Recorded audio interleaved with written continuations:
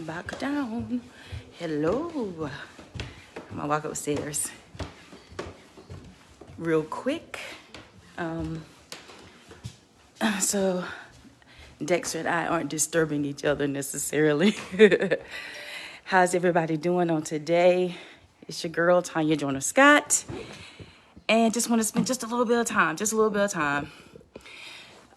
My daughter came in today and she said, Mommy, what makes us listen? What makes us listen to music? And I said, it just kind of gets me going. Like first thing in the morning, she said. And I'm like, it just kind of gets me going. It gets me going. And so as I was listening, and this is a song that hi Tyree. This is a song that I've listened to often. Y'all know how YouTube would just take things that you would listen to and then things that you might also like, that they'll just group it. So I can just go to this every day and just listen. But this particular song is Jireh, and with Elevation, right? So I have lyrics here in front of me too, because I'm just going to read some. If anybody knows me, Tanya, yes, I love music, but I pay attention to words, right? Do you all pay attention to words? And I'll live them. I'm like, oh my God, this is so good. And that's why I like country music so much, because honey, they speak, they really do. They say some stuff. So anyway, let's get to this. I'm not going to be long at all, but I pray that it helps someone. I pray that, hey, Sharon, I pray that it helps someone. I pray that, when you hear what I'm about to say, that as it was for me, it was just more revelatory, you know? I got some revelation out of it and an understanding. Because one thing that I would ask about often is contentment. I would think about being content. And if anybody knows my story, I was the type of person where I just wanted to please God so much, and who doesn't? But I wanted to please him so much that I felt like I was of the mind, things that had been communicated to me, I was of the mind that to have a need, let me just be frank. I'm even trying to figure out how to say it, but having a need for money. I need provision. We need to pay bills. Everybody knows that we need to do that. That's in and of itself. But now that I would be in a position to have a job, that was one thing. This is my job. This is what they pay me. I get paid once a month. I work for the government. This is my job. I get 2 weeks vacation. So that right there was comfortable. But when I was stepping out into entrepreneurship, it wasn't comfortable anymore, because now I'm in a place of having vision. I'm in a place of, what is it that I can do and could build up wealth. And it wasn't comfortable. So then I would step back, shy away.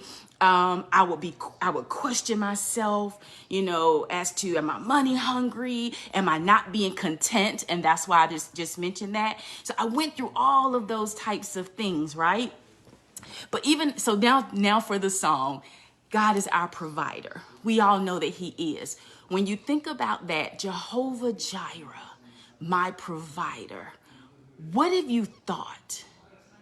What does that say to you?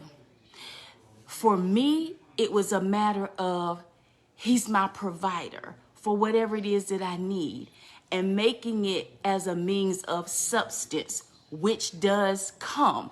But I want you just to listen to this for just a minute. Let me read these words to you, okay? These are the lyrics, all right? Come on, y'all, stay with me, all right? Share it with somebody, tag them or what have you. But listen to this, Jireh.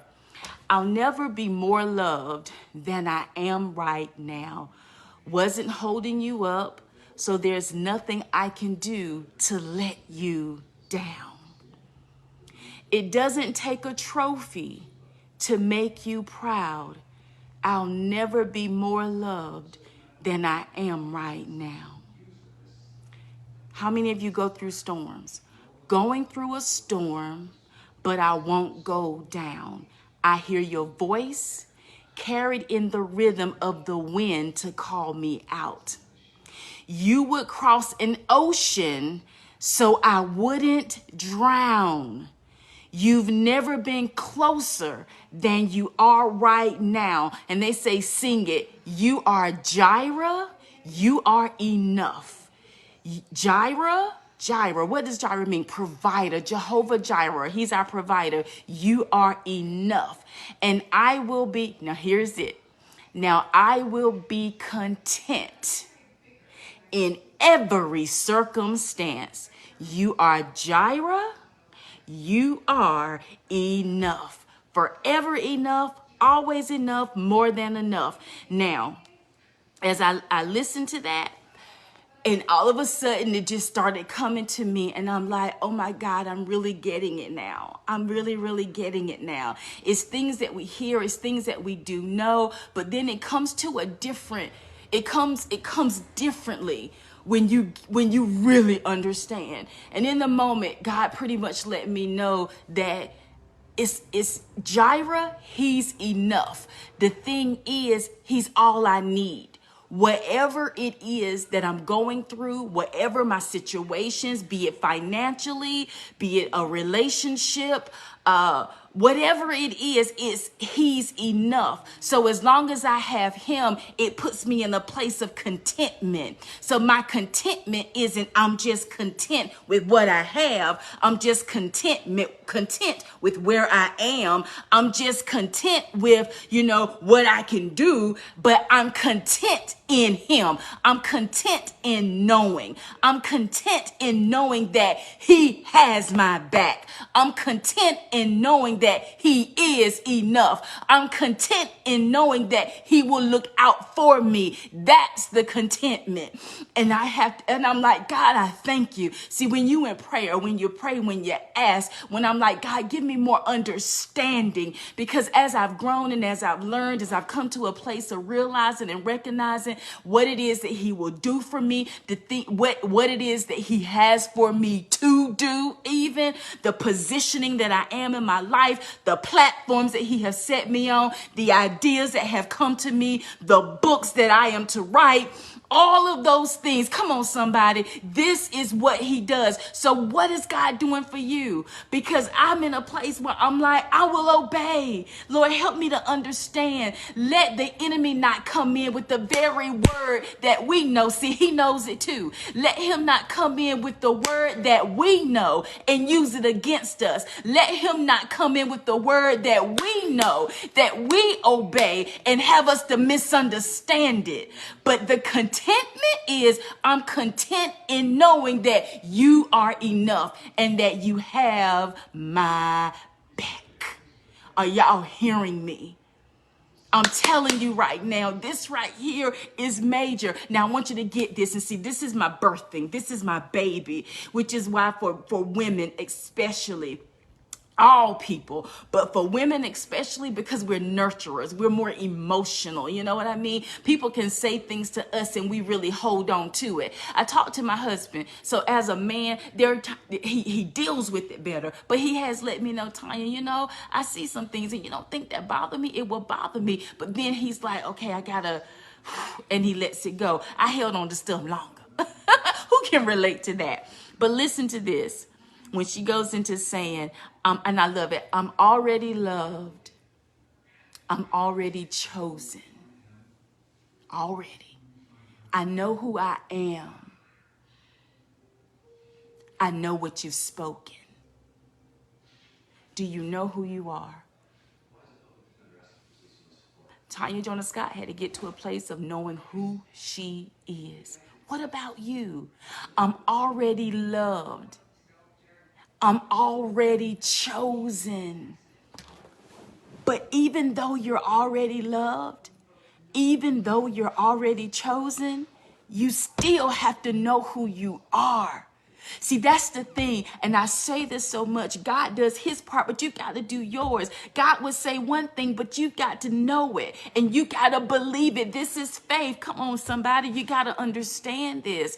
The only way the unlocking comes, the only way the things that you even pray about come, the only way it will come is through your faith. You pray, but if you pray without faith, it's lifeless. If you want to see the things come and manifest in your life as you pray for them, you have to believe. The word of God tells us that it is impossible. Come on, what does that word mean? Look it up. What does it mean for something to be impossible? He said it's impossible to please me without faith. Faith that he has given. There's nothing that we have need of, Jehovah Jireh, that he has not given. You awesome. He says, I'm your provider. I'm your provider. I'm Jehovah Jireh. And you really come into a place of knowing that will bring you into a place of contentment. So think about it. You're sitting at home. I don't know what you're dealing with. It could be finances. You're wondering how the next bill is going to be paid. Your child is about to graduate from high school, and you're wondering how you would get them to school because they want to go to college. You look over and your mom, your dad, another family member has need of something and you want to help. You could be dealing with something in your body. There could be a broken relationship, maybe a marriage. Things are tough. Friendships, tough. But then you say, hold on, Jireh, you're enough. And my contentment is in knowing that you are. And I know that you're going to provide for me the same way.